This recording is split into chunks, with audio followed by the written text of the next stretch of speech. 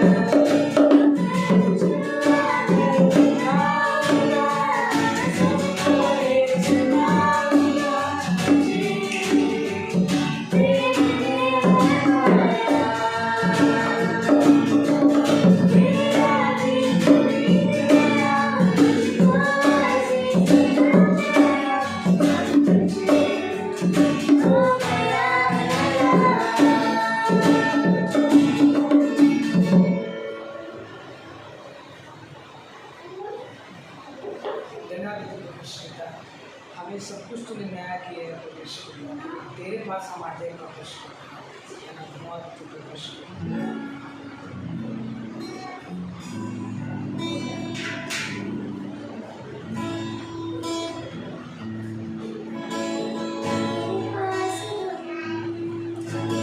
आगे सदा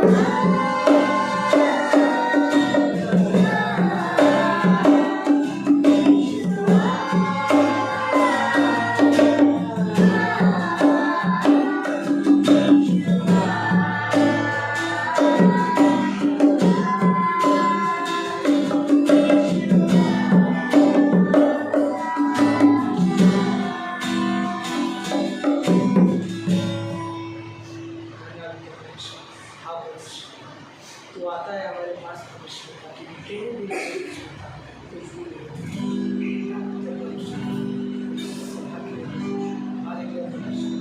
हम तेरे पास आते हैं, तेरे बिना कुछ भी नहीं हो सकता, तेरे बिना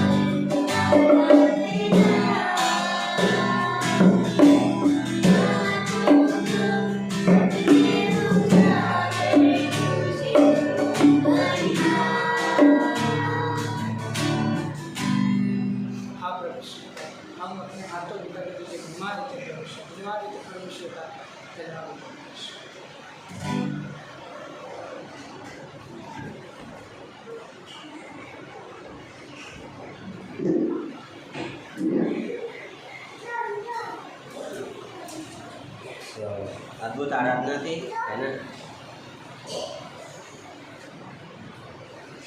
तो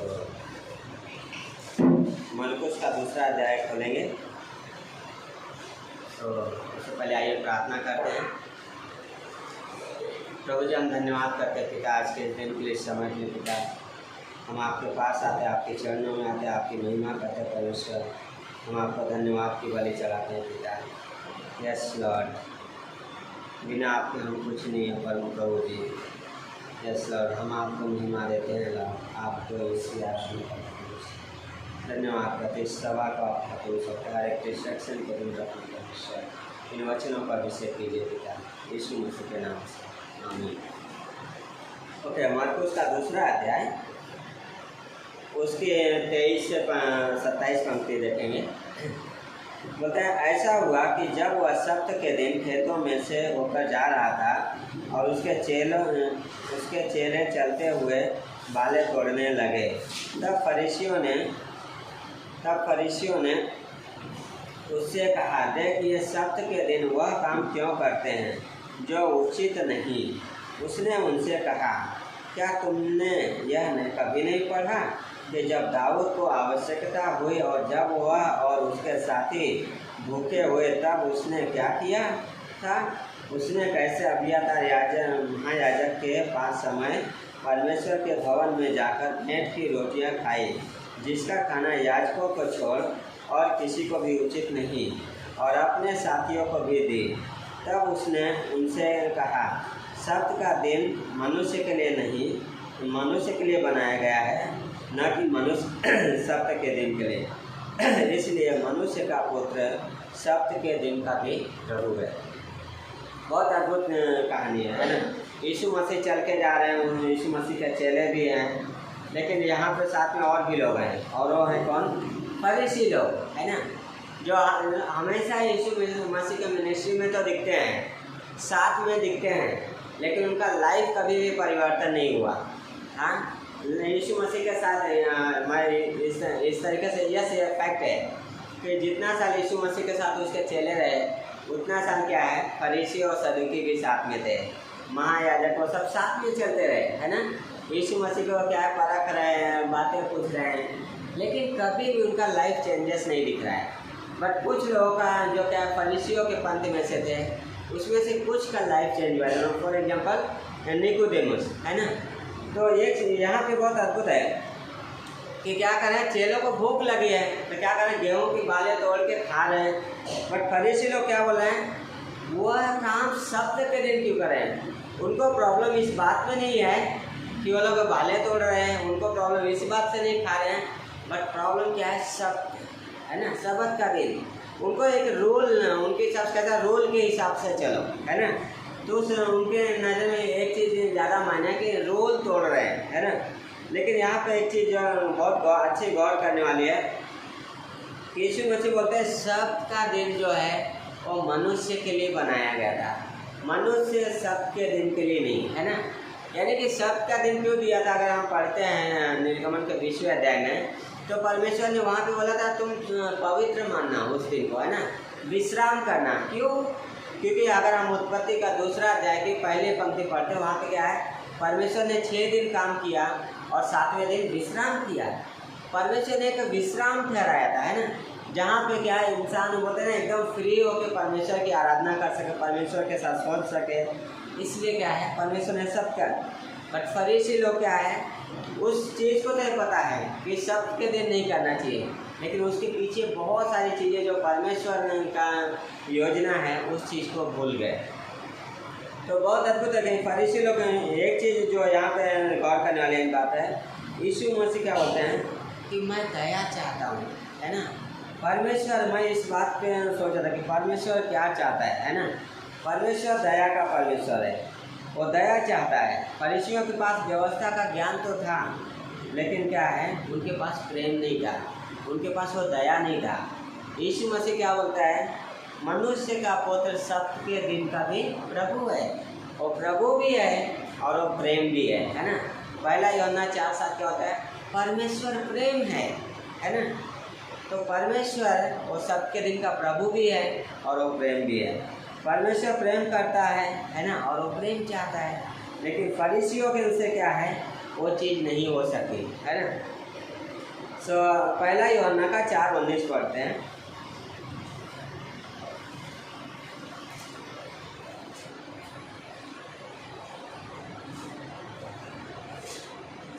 पहला यूहन्ना 4:19 बोलता है, हम इसलिए प्रेम करते हैं कि पहले उसने हमसे प्रेम किया, है ना। यूहन्ना एक कारण बता रहा है कि हम क्यों प्रेम करते हैं, क्योंकि उसने हमसे प्रेम किया, है ना। आज संसार में वही चीज़ें हैं, है ना।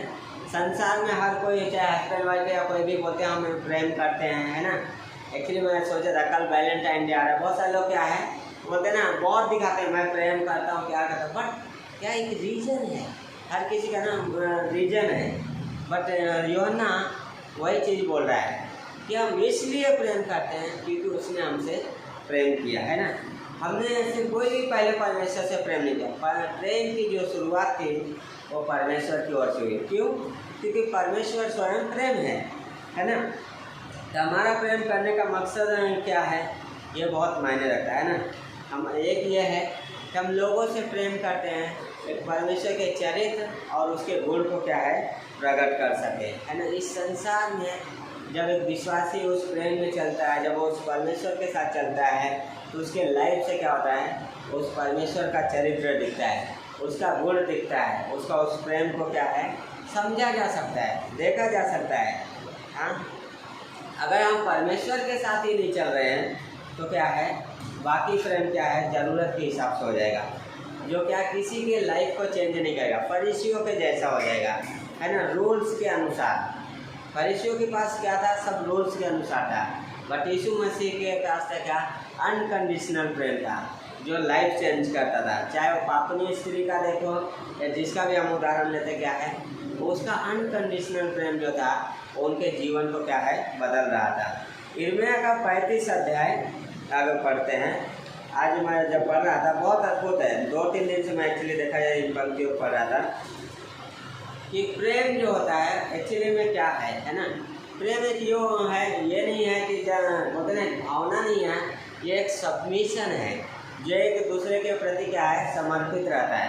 प्रेम एक ये है, एक दूसरे का क्या है ऑनर है ना, वो होता है, ना कि क्या है एक भावना इमोशन। तो कई बार संसार में कैसा है कि भावना ही रहता है, बट रियल प्रेम क्या है सबमिशन, ऑनर, है ना, एक दूसरे को ऊंचा उठाना, एक दूसरे को हेल्प करना, ना कि नीचा दिखाना, है ना। सो यहाँ पे चीज़ कहते हैं, पहली पंक्ति पढ़ते हैं, दूसरी पंक्ति पहले से होता है, योशिया के पुत्र यहूदा के राजा यहोयाकीम के राज्य में यहवे की ओर से यह वचन यिर्मयाह के पास पहुँचा, रेकाबियों के घराने के पास जाकर उनसे बातें कर और उन्हें यहवे के भवन की एक कोठरी में ले जाकर दाख मधु पिला।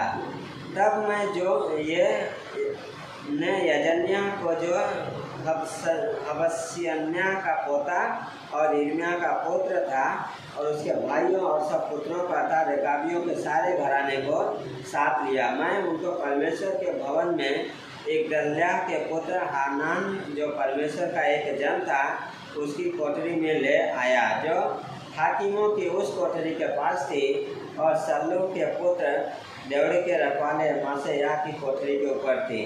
तब मैंने रेकाबियों के घराने को दाख मधु से भरे हुए हंडे और कटोरे देकर कहा, दाख मधु पियो। उन्होंने कहा, हम दाख मधु नहीं पिएंगे, क्योंकि रेकाब के पुत्र योनादाब ने जो हमारा पुरखा था हमको यह आज्ञा दी थी, तुम कभी दाख मधु न पीना, न तुम न तुम्हारे पुत्र, न घर बनाना, न बीज बोना, न दाख की बारी लगाना और न उनके अधिकारी होना, परंतु जीवन भर तंबुओं ही में रहना। जिस देश में तुम परदेशी हो उसमें बहुत दिन तक जीवित रहो। क्या है, या एक प्रॉफिट को परमेश्वर एक व्यक्ति कुछ लोगों के पास भेज रहा है। क्यों भेज रहा है? परमेश्वर का मकसद है ना। क्या है, कुछ चीज़ें प्रैक्टिकल दिखा रहा है। मैं इस तरीके से सोच रहा है कि परमेश्वर यिर्मयाह का कुछ प्रैक्टिकल दिखाने के लिए क्या है उनके रेकाबियों के पास भेज रहा है। और वो क्या है रेकाबी जिनको उनके पुरखा ने ये बोला था तुम कभी दाख मधु नहीं पीना, तुम कभी तंबुओं में नहीं रहना, हाँ तुम जहाँ भी रहो परदेसी होके रहो। क्या है, वो लोग इतने सालों से अपने पुरखा की आज्ञा को मानते आए हैं, हाँ जो उसने बोला था तो योनादाब ने तब से लेके ऑलमोस्ट बहुत साल, हजारों साल के आसपास ये लोगों ने क्या है उस आज्ञा का पालन किया। क्यों परमेश्वर लेके आ रहा है? क्योंकि इंसान की आज्ञा का ये लोग इतना हजारों साल आज्ञा पालन कर रहे हैं, बट मेरी प्रजा है जो क्या है मेरी आज्ञा का पालन नहीं कर रही है। उस चीज़ को दिखाने के लिए परमेश्वर क्या है रेकाब के वंश के पास यिर्मयाह को लेके गया है ना, कि आज्ञा पालन। परमेश्वर क्या चाहता है? क्या बलिदान चाहता है? नहीं, परमेश्वर अपने लोगों से आज्ञा पालन चाहता है। तो एक आज्ञा पालन का जीवन जिए, है ना। पहला शमूएल का अगर 25:15 का 22 और 23 पढ़ते हैं।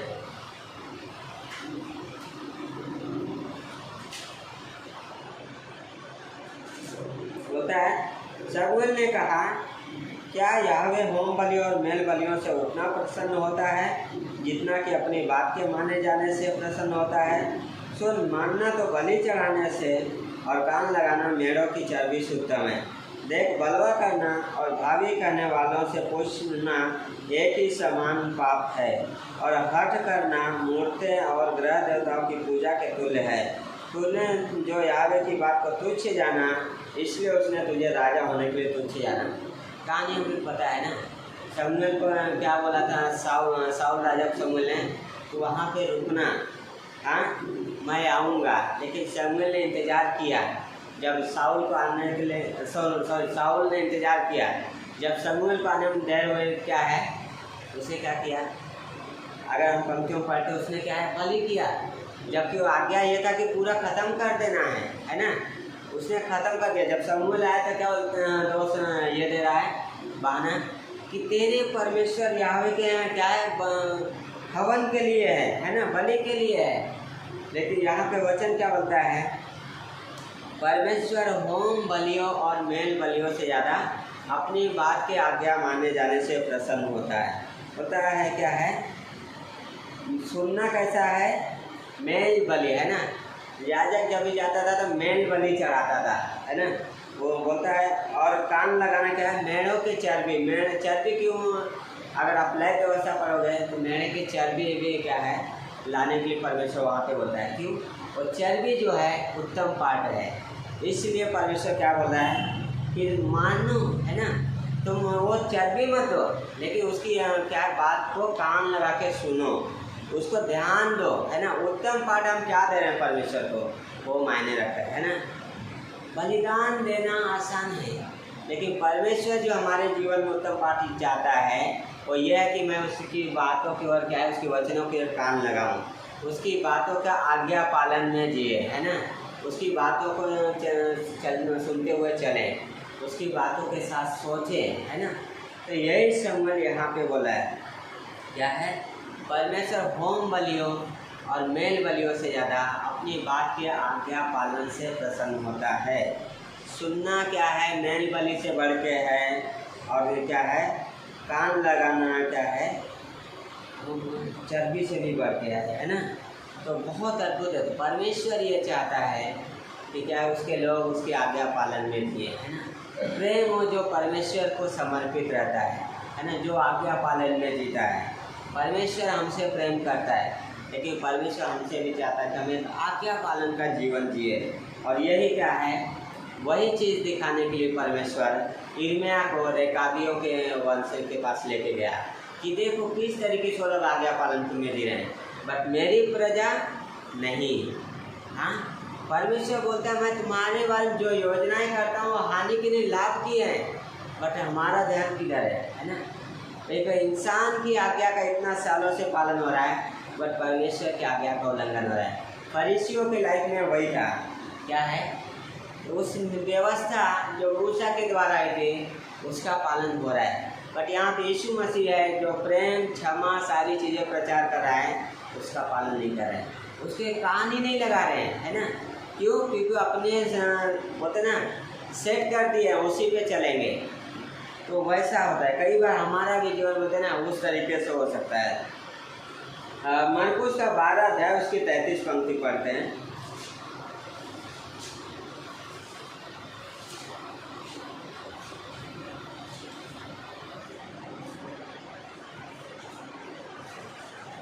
मरकुस 12 अध्याय।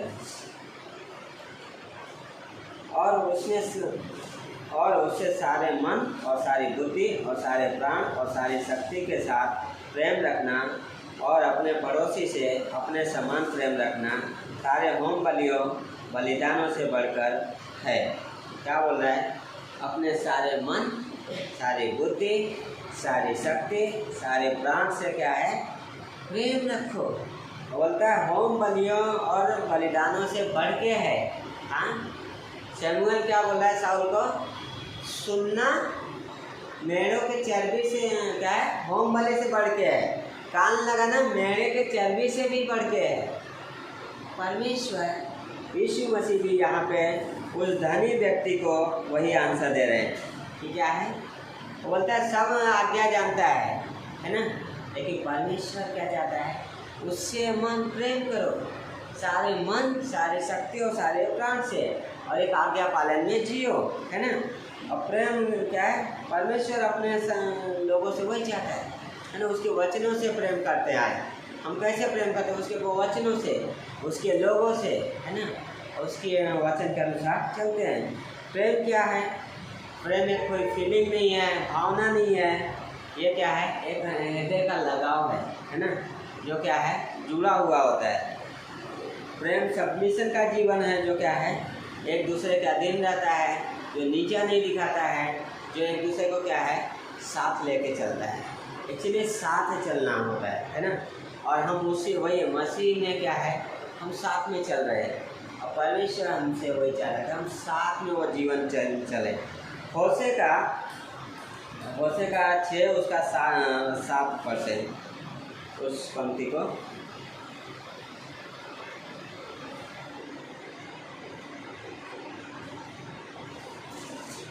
बोलता है 4 से 7 पढ़ते हैं। बोलता है हे प्रेम, मैं तुझसे क्या करूं? हे यहूदा, मैं तुझसे क्या करूं? तुम्हारा स्नेह तो भोर के मेघ के समान और सवेरे उड़ जाने वाली ओस के समान है। इस कारण मैंने भविष्यवक्ताओं के द्वारा मानो उन पर कुल्हाड़ी चलाकर उन्हें काट डाला और अपने वचनों को उनको घात किया, और मेरा न्याय प्रकाश के समान चमकता है। क्योंकि मैं बलिदान से नहीं, स्थिर प्रेम ही से प्रसन्न होता हूँ, और मेल बलियों से अधिक यह चाहता हूँ कि लोग परमेश्वर का ध्यान रखें। क्या बोल रहा है परमेश्वर? इंसान का प्रेम ओस के समान है। ओस कैसा है? आप एकदम अर्ली मॉर्निंग जाओ, जहाँ घास रहती है आपको दिखेगा शाम में पानी, बट जैसे ही धूप आती है कोई पता नहीं, है ना। सेम इस संसार का प्रेम है, सेम हमारा इंसान का है, जो क्या है? शर्तों के आधार पे होता है, ज़रूरत के हिसाब से दिखता है। बट परमेश्वर का प्रेम उससे आगे जाता है, जो क्या है? रिस्क लेता है, जो क्या है? परमेश्वर को, क्योंकि उसके सेंटर में परमेश्वर को ऊंचा उठाना रहता है। और परमेश्वर बोलता है मैं बलिदान से नहीं, मैं क्या है?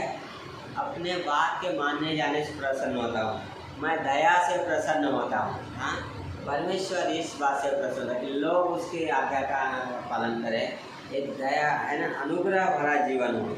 क्योंकि क्या बोलता है? मेल बलियों से अधिक चाहता हूँ कि लोग परमेश्वर का ज्ञान रखें, है ना। कई बार हो सकता है हमारे पास ज्ञान हो सकता है, फरीसियों के पास बाइबल व्यवस्था का बहुत ज्ञान था, हर चीज़ उन्हें पता था, बट वो व्यवस्था उनके लाइफ को चेंज नहीं कर पाया। और ये उस तरीके से अगर हम सिर्फ नॉलेज के लिए वचन को हम पढ़ते हैं तो हमारे लाइफ को नहीं चेंज करेगा। अगर इस नॉलेज, इस वचन में अगर हम परमेश्वर को ढूंढेंगे, उसके प्रेम को ढूंढेंगे, उसकी क्षमा को ढूंढते हैं, तो हमारे लाइफ में ज़रूर बदलाव लेकर आएगा और ज़रूर हमारे जीवन में कार्य करेगा। हाँ, इजराइल के इतिहास में उन्होंने बहुत सारी बलियाँ क्या है? चढ़ाया, बहुत बलियाँ किए, बट क्या है? उनका लाइफ से चेंज नहीं हुआ, वही मूर्ति पूजा में, वही बैकस्लाइडिंग का जीवन। बट परमेश्वर बोलता है कि मैं अपनी बात के आज्ञा पालन से प्रसन्न होता हूँ। हाँ, मैं अपनी बात के आज्ञा माने जाने से प्रसन्न होता हूँ, ना कि तुम्हारे बलियों से। और वहाँ पे वही देखते हैं मार्कुस के दूसरे अध्याय में क्या है, सब कुछ है लेकिन आज्ञा पालन नहीं है। यीशु मसीह यूहन्ना के 8 में बोलते हैं फरीसियों को, तुम व्यवस्था में ढूंढते तो हो पर मुझे नहीं पाते हो। हाँ, ढूंढते तो हो पर मुझे नहीं पाते हो। क्यों? क्योंकि वो रूल से ढूंढते थे। हाँ, क्योंकि अगर हम रूल से ढूंढने जाएंगे तो रूल से ही मिलेगा। परमेश्वर को ढूंढेंगे तो परमेश्वर मिलेगा, उसके प्रेम को ढूंढेंगे इन वचनों में तो प्रेम मिलेगा, है ना। क्योंकि वचन क्या, उसके प्रेम से भरा हुआ है। ये वचन परमेश्वर के बारे में बताता है ना। अगर पहली पंक्ति से देखते हैं तो बोलता है 6वां अध्याय का, चलो हम याहवे की ओर फिरें क्योंकि उसी ने फाड़ा और वही चंगा भी करेगा, उसी ने मारा और वही हमारे गांव पर पट्टी बांधेगा। क्या? परमेश्वर की ओर फिरे, है ना। परमेश्वर की ओर आना क्या है, बहुत अद्भुत है। फिर बोलता है 2 दिन के बाद वह हमको जिलाएगा और तीसरे दिन वह हमको उठाकर खड़ा करेगा, तब हम उसके सम्मुख जीवित रहेंगे। आओ तब हम उसके सम्मुख जीवित रहेंगे। आओ हम ज्ञान ढूंढें, वरन याहवे का ज्ञान प्राप्त करने के लिए यत्न भी करें, क्योंकि याहवे का प्रकट होना भोर का सा निश्चित है। वह वर्षा के समान हमारे ऊपर आएगा, वरन बरसात के अंत की वर्षा के समान, जिससे भूमि सिंचती। वाह, अद्भुत है। क्या बोला? परमेश्वर की ओर फिरें।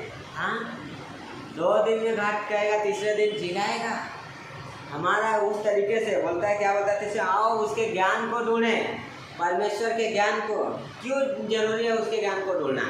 क्योंकि हमें पता है कि हमारा रैप्चर होने वाला है, हम परमेश्वर के साथ जाने वाले हैं, हम परमेश्वर के साथ पूरी इटर्निटी रहेंगे। हम जब उसे ढूंढेंगे, उसकी आराधना में समय बिताएंगे, वही जीवन वहाँ पे रहेगा, आराधना का समय। हमें यहाँ पे परमेश्वर की आराधना करने की आदत डालनी है ना। जो यहाँ करेंगे वही वहाँ करेंगे। तो हमें क्या है, परमेश्वर को ढूंढना है ना। किसी से भी परमेश्वर दूर नहीं है, परमेश्वर हर किसी के नज़दीक है, सिर्फ ढूंढने की ज़रूरत है ना। वचनों में ढूंढना है, वचन में ही परमेश्वर क्या है हमें मिलेगा, है ना। क्या बोलते हैं, आओ हम ज्ञान ढूंढें, वरन परमेश्वर का ज्ञान प्राप्त करने के लिए यत्न करें। क्या बोला? यत्न करें। इस बाइबल को मैं एक कहानी के जैसे पढ़ सकता हूँ। इस बाइबल को बोलते हैं ना, पढ़ना है इसलिए पढ़ के छोड़ सकता हूँ, बट इसको मैं ऐसे भी पढ़ सकता हूँ कि इसमें परमेश्वर को खोजे, परमेश्वर क्या कहता है, हम किस तरीके से पढ़ते हैं, ये बहुत मायने रखता है ना। अगर कहानी के जैसा पढ़ेंगे, आज पता है संसार में बहुत सारे लोग PhD करते हैं तो बाइबल पढ़ते हैं क्योंकि उनको लिखना रहता है कुछ, तो क्या करते हैं, कुछ नॉलेज चाहिए रहता है, इसलिए क्या है लिख देते हैं, है ना, पढ़ते हैं। बट कुछ लोग ऐसे पढ़ते हैं जिन्हें परमेश्वर की तलाश है और परमेश्वर उन्हें मिलता है, और कुछ लोग ऐसे पढ़ते हैं कुछ गलतियाँ निकालने के लिए, है ना, लेकिन पढ़ते हैं। लेकिन सवाल ये है, एक विश्वासी होने के नाते हम कैसे पढ़ रहे हैं ये मायने रखता है। हाँ, इसलिए बोलता है परमेश्वर का ज्ञान पाने के लिए हम यत्न करें। क्या? हम वचन दर वचन ढूंढते हैं, है ना। ये वचन अगर ये यहाँ बोला है तो इसका आगे और कहाँ पे लिखा है, इस वचन का क्या मीनिंग, हम उसमें ढूंढते हैं। हाँ, सिर्फ शब्द को लेकर नहीं, उसमें ढूंढते हैं, और उससे क्या है, वो वचन जो है हमारे लाइफ में स्टोर होता है, और वो क्या है, दीपक का काम करता है। इसलिए बोलता है भजन संहिता 119 का 105, तेरा वचन मेरे मार्ग के लिए दीपक। कैसे उस पंक्ति को पढ़ते हैं,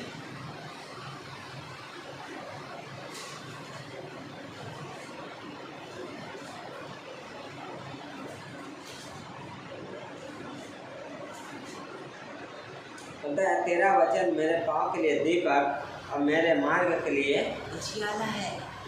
वचन क्या है, पाँव के लिए दीपक, मार्ग के लिए उजियाला है। जब हम एक वचन को लेकर उसे मेडिटेट करते हो, जब ढूंढते हैं, तो क्या करता है, पवित्र आत्मा हमारे अंदर क्या करता है, इल्यूमिनेशन करने लगता है, और क्या करता है, कहाँ पे है वो वचन बातें करने लगता है, और लिखा वचन जो है, लोगोस जो है, वो मेरे लिए रेमा बनने लगता है। तो उस तरीके से हमें क्या है, वचन को ढूंढना है, सिर्फ ज्ञान के लिए नहीं, उसमें परमेश्वर मिलना चाहिए, है ना। परमेश्वर को हमें पाना है। बोलता है प्रयत्न करें। यहोवा का प्रकट होना भोर का सा निश्चिंत है, वह वर्षा के समान हमारे ऊपर आएगा। हाँ, वो बादलों पे आएगा, हमारा रैप्चर होएगा, उसका प्रकट होना निश्चिंत है।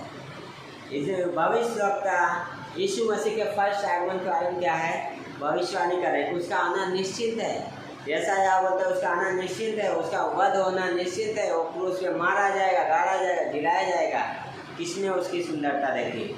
लेकिन आज हम किस बात में जी रहे हैं, किस बात पे आज हम आनंदित होते हैं?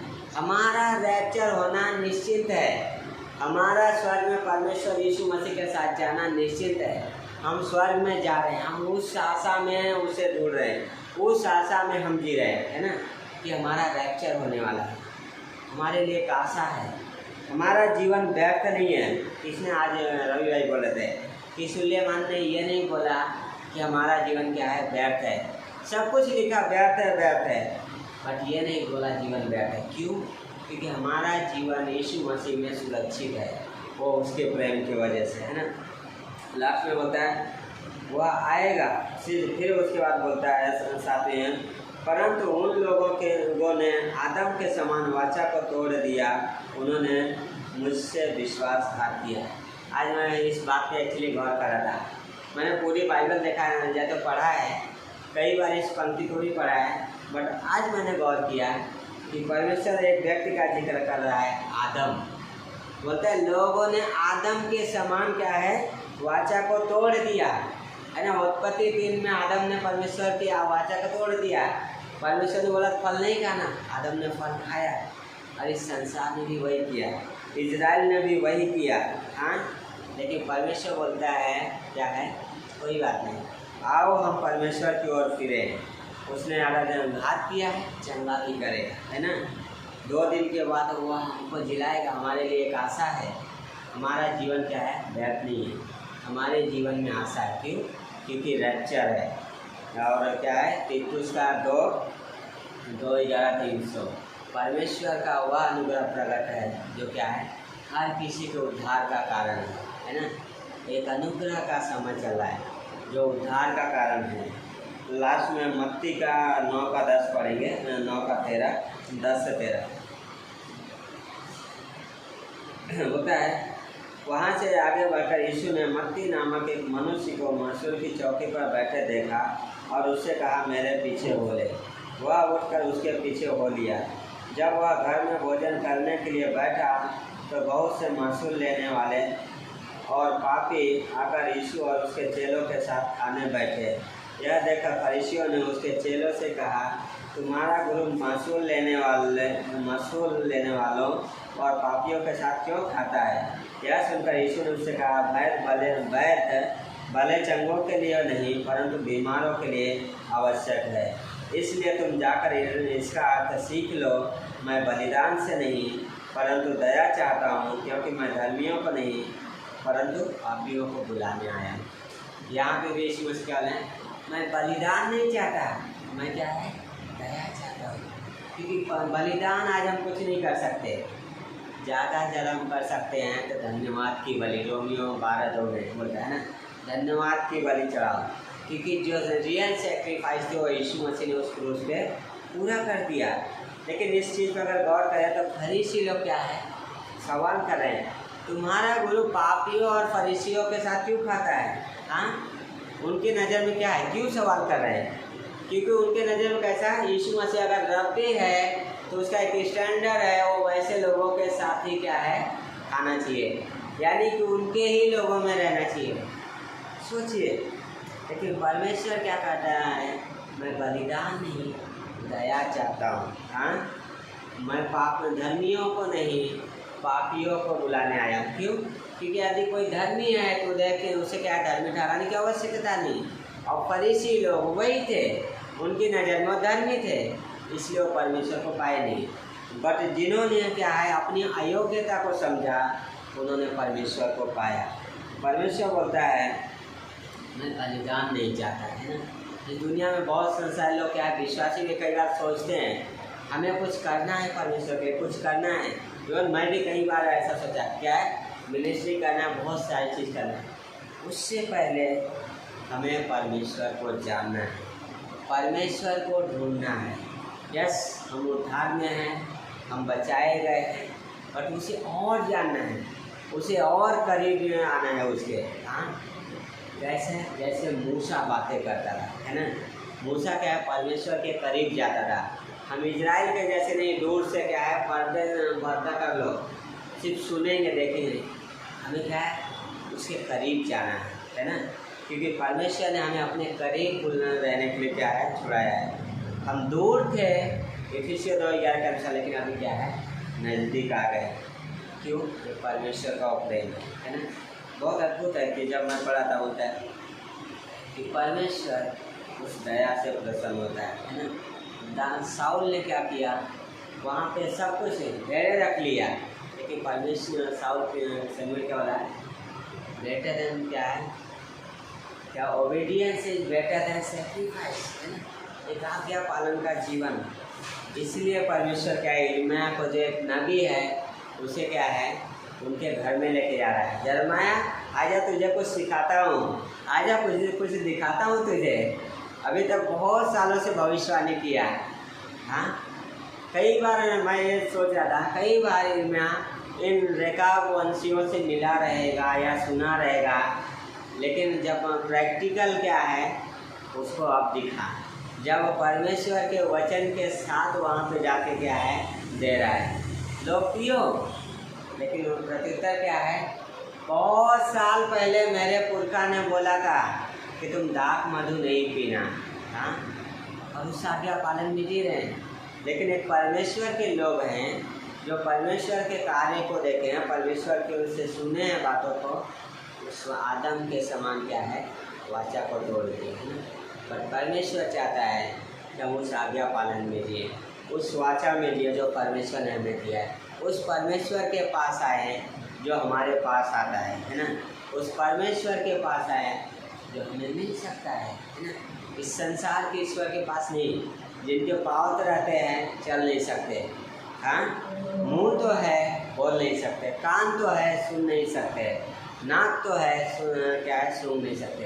लेकिन हमारा परमेश्वर क्या है, चल सकता है, बोलता है, बातें करता है और सूंघता भी है। क्यों पता है? जब नूहा ने क्या है बलि चढ़ाया, होम बलि चढ़ाया, परमेश्वर बोलता वहाँ पे खुशबू है, परमेश्वर को पहुँचा हुआ अरोमा, हमारा परमेश्वर होगा जो हमारी प्रार्थनाओं को, जो उसके लिए स्वीट अरोमा है, उनको सूंघ सकता है, समझ सकता है, और हमारी प्रार्थनाओं को सुनता है, हमारे जो उसके साथ कन्वर्सेशन उसको सुनता है ना। और बहुत अद्भुत है। और हमारा परमेश्वर ऐसा है जो हमसे प्रेम रख रहा है। आमीन। आइए प्रार्थना करते हैं। प्रभु जी, हम धन्यवाद करते हैं पिता, आज के दिन के समय के पिता, इन वचनों के लिए धन्यवाद करते हैं, आपकी महिमा होने पाए प्रभु जी। धन्यवाद करते हैं कि आपने हमें एक और दिन दिया पिता। हालेलुया गाते हैं प्रभु जी, आप महान हो पिता। धन्यवाद करते हैं, हम आपके नाम को ऊँचा उठाते हैं पिता। हमें सहायता कीजिए पिता, यीशु मसीह के नाम से, आमीन।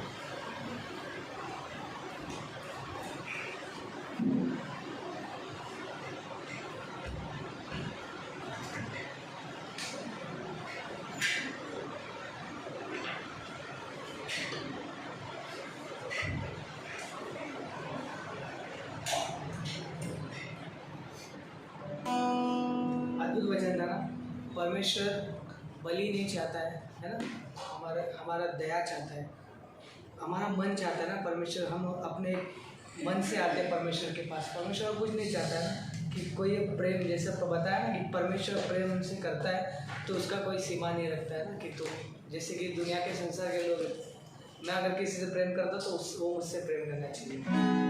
अद्भुत वचन है।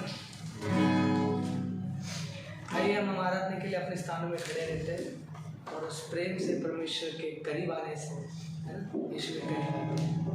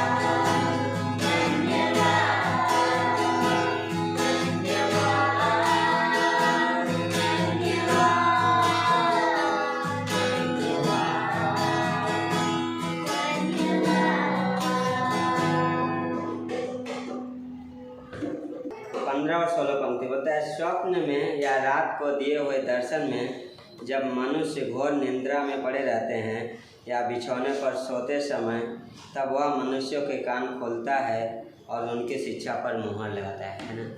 कभी परमेश्वर स्वप्न में या रात में जब हम गहरी नींद में सोए रहते हैं, परमेश्वर हमारे कान खोलता है ना। क्यों? कि हम उसकी आवाज़ को सुने, उसके वचन को सुने।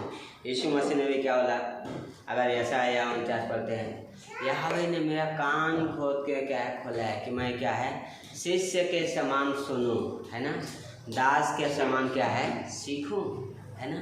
परमेश्वर आज भी हमारे कान खोलता है कि हम क्या है उसकी आवाज़ को सुने और उसमें क्या है जिए, है ना। बहुत अद्भुत कि उसकी सुनना ही नहीं, लेकिन सुन के क्या है चलना है, एक आज्ञा पालन क्या है जीना है ना। और जो भी अगर बाइबल में हम पढ़ते, जो भी आज्ञा पालन में गए हैं, जिए हैं, उनका लाइफ चेंज हो गया। क्यों? क्योंकि परमेश्वर ने उनकी लाइफ को चेंज किया है ना। तो आज्ञा पालन परमेश्वर का बहुत ही मायने रखता है, क्योंकि हम परमेश्वर के करीब जाते हैं हम, क्योंकि हमारा सबमिशन दिखाता है, हमारा हार्ट दिखाता है। आज्ञा पालन जब हम हार्ट से करते हैं तो क्या है और उसके करीब जाते हैं, है ना। और वही हमारे आज्ञा पालन का मकसद है, ड्यूटी नहीं है, ये क्या है एक सबमिशन है, हार्ट है, प्रेम है ना। बहुत अद्भुत। आइए प्रार्थना करते लास्ट में। प्रभु जी, हम धन्यवाद करते हैं पिता आज के इस दिन पे, इन वचनों के लिए धन्यवाद करते हैं। प्रोटेक्ट कीजिए, संभालिए पिता, इन पे मनन करने के लिए सहायता कीजिए और आपकी महिमा होने पाए। हम धन्यवाद करते हैं पिता, इस हफ्ते में आप अगुवाई कीजिए। धन्यवाद करते हैं, यीशु मसीह के नाम से प्रार्थना करते हैं, आमीन। God bless you.